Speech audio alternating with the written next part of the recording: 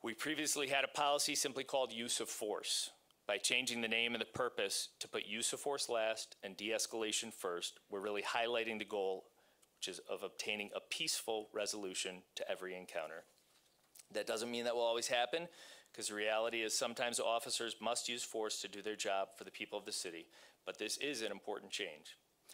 Other language we're adding is a sanctity of life policy. Many officers would tell you the preservation of human life is their #1 job, but see it in black and white on paper that no matter who a person is, their life is precious, and the preservation of that life is our priority as an important step for an organization.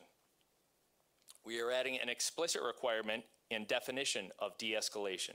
De-escalation is what effective police officers have used for years to reduce the intensity of an encounter with such techniques as trauma-informed communication, acknowledging mistrust, tactical positioning, and using time as a tactic. Even veteran officers who have been working before this term was coined would agree this is the right formula for navigating intense encounters. We're making additional policy language changes, some brought to my attention through OPA, which conveyed concerns from a group called Campaign Zero, which is very active in advocacy for police policy. We're adding the requirement of a warning before deadly force, the explicit requirement that force was necessary, and requiring de-escalation and the opportunity to comply.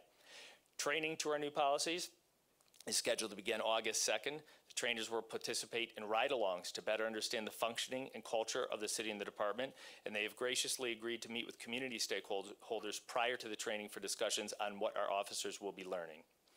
The topics include self-regulation, de-escalation, and the understanding and value of acknowledging historical racism in American policing.